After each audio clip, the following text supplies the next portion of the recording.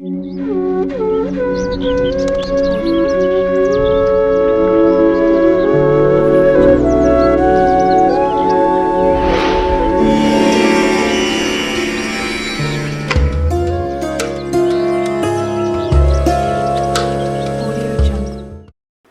రోజుల్లో మార్కెట్లో ప్రతిదీ నకిలీ అయిపోతోంది. కొందరు వ్యాపారులు లాభాలకు కక్కుర్తిపడి ఆహార పదార్థాలను సైతం కల్తీసు చేసేసి సొమ్ము చేసుకుంటున్నారు. అటువంటి వాటిల్లో వంటకు వినియోగించే పన్నీర్ కూడా ఒకటి.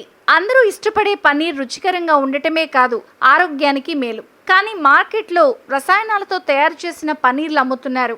మీరు కొనుగోలు చేసే పన్నీర్ పాలతో తయారు చేసిందా లేదా నకిలీదా ఇంట్లో సులభంగా ఈ చిట్కాలతో కనుక్కోవచ్చు. మార్కెట్లో కొనుగోలు చేసిన పన్నీర్ను ఒక ప్లేట్లో ఉంచి చేతులతో నలగొట్టడానికి ప్రయత్నించండి. ఇది మెత్తగా ఉంటుంది కాబట్టి చేతులతో నలిపితే పొడైపోతుంది. కానీ నకిలీ పన్నీర్ సింథటిక్ రసాయనాలతో తయారవుతుంది. గట్టిగా ఉంటుంది, రబ్బర్లా ఉండి ఎంత నలిపినా త్వరగా నలక్కపోగా బంతిలా సాగుతుంది. అలా జరిగితే నకిలీది. పన్నీర్ రంగుని బట్టి కూడా నకిలీదా అసలైందా చెప్పేయచ్చు.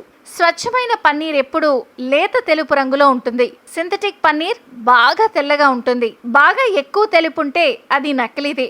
అలాగే తెల్లటి కాగితంపై పన్నీర్ను రుద్దితే అది రంగు మారితే కల్తీది. ఇక అయోడిన్ పరీక్ష ద్వారా కూడా స్వచ్ఛత తెలుసుకోవచ్చు. పన్నీర్లో కొంత భాగాన్ని తీసుకుని నీటిలో 5 నిమిషాలు మరిగించి ఒక ప్లేట్లో ఉంచి చల్లబరచండి. తర్వాత 2 చుక్కలు అయోడిన్ టింక్చర్ వేయండి. పన్నీరు నీలం రంగులోకి మారితే అది నకిలీది. పన్నీర్ వాసన ద్వారా కూడా నిజమైందా నకిలీదా గుర్తించవచ్చు.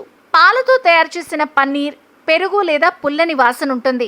సింథటిక్ పన్నీర్ అలా వాసన రాదు. పన్నీర్ ప్యాకేజింగ్ని కూడా శ్రద్ధగా గమనించాలి. నిజమైన పన్నీర్ ఘన రూపంలో ఉంటుంది. నకిలీ పన్నీర్ను ప్యాకేజింగ్లో ముక్కలు చేసి ఉంచుతారు. మీరు కొన్న పన్నీర్ కల్తీ అయిందో లేదో తనిఖీ చేయడానికి ఒక గిన్నెలో పన్నీర్ ముక్కలు వేసి నీళ్లు పోసి మరిగించండి. 1 టీ స్పూన్ ఉప్పు వేసి 10 నిమిషాలు ఉడికించిన తర్వాత చూడండి. లేత ఎరుపు రంగులోకి మారితే దానికి డిటర్జెంట్, యూరియా వంటివి కలిపినట్టు. పన్నీర్ ఉష్ణోగ్రతను పరీక్షించడం ద్వారా దాని స్వచ్ఛతను నిర్ధారించవచ్చు. ముందుగా ఒక పాన్లో చిన్న పన్నీర్ ముక్కను వేయించండి. అసలైన పన్నీర్ గోధుమ రంగులోకి మారుతుంది. నకిలీ పన్నీర్ కరిగిపోతుంది. అలాగే జిడ్డుగా కూడా మారిపోతుంది.